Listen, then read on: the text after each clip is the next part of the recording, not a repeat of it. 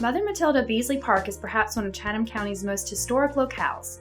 Located on East Broad Street across from the St. Benedict the Moor Catholic Church, Beasley Park offers a wide range of amenities for the local community. There is a completely fenced-in area of the park where residents can let their furry little friends enjoy the outdoors with no worries.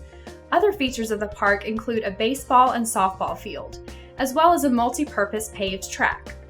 Next to the field is the pavilion, which opened in the spring of 2012 along with 2 playgrounds.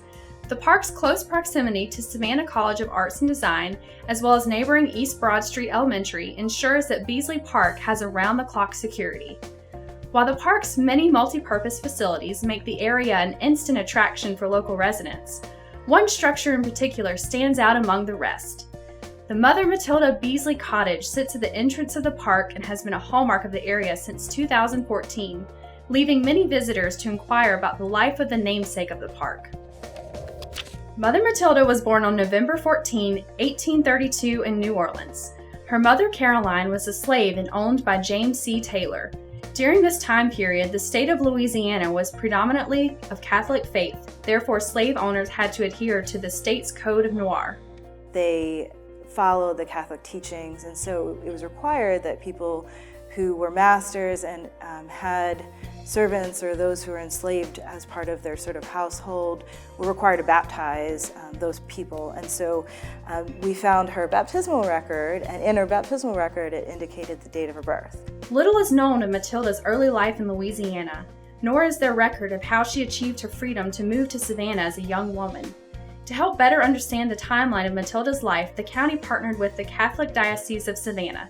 Katie Pereira, the Director of Archives and Management for the Catholic Diocese of Savannah, worked with county officials to detail an accurate timeline of Matilda's life. When she came to Savannah in 1860, we know that her name was Matilda Taylor, and she shows up on a census as Matilda Taylor. During the 1860s, Matilda worked at a Bryan Street restaurant called the Railroad House. The owner, Abraham Beasley, was a prosperous widower who owned land and several businesses. After the war in 1869, she married Abraham Beasley. Abraham Beasley was a man of color, who was a free man of color, and he was also an entrepreneur. He had a number of businesses in the city. We have a marriage license for them from 1869. On March 3, 1869, Matilda is conditionally baptized at the Cathedral of St. John the Baptist. Matilda and Abraham were both very active in their faith, working with the Benedictines who came to Savannah in the 1870s with the intent to serve persons of color. After Abraham's death in 1877, Matilda continued to be a pioneer within the Catholic Church. She traveled to England and continued her training to become a nun before returning to Savannah. Matilda donated her late husband's estate to the Sacred Heart Catholic Church of Savannah in order to establish an orphanage, the St. Francis Home for Colored Orphans. Mother Matilda continued to serve the church, her community, and the orphanage until her death. She passed away in this house while she was praying, which is very significant. We have newspaper articles that confirm that. Mother Matilda's dedication not only to her faith, but to all the orphan children she helped to give shelter to, has created a lasting legacy in Savannah. In 1982, a park was dedicated in her honor on East Broad Street. This was owned by the Catholic Diocese, and they gave this to her, this cottage. So she was obviously very significant in the local Catholic Church.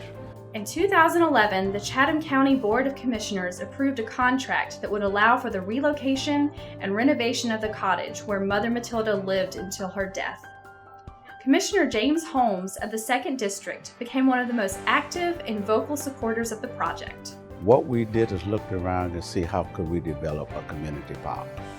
Joe Rivers and I talked about Mother Beasley.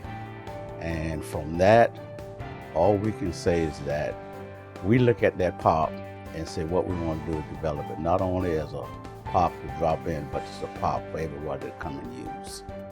In the summer of 2014, Commissioner Holmes' vision for Beasley Park began to take shape as the cottage was relocated to Mother Mathilda Beasley Park. Following months of renovation on both the inside and outside, The cottage was open to the public as an interpretive site to commemorate the life and work of Mother Mathilda Beasley. Savannah is a historic city. Everybody, stories being told, everybody come from all over the country, come to Savannah. What I'm looking to do is connect Mother Beasley name with the many tourists that are going to visit Mother Beasley Cottage.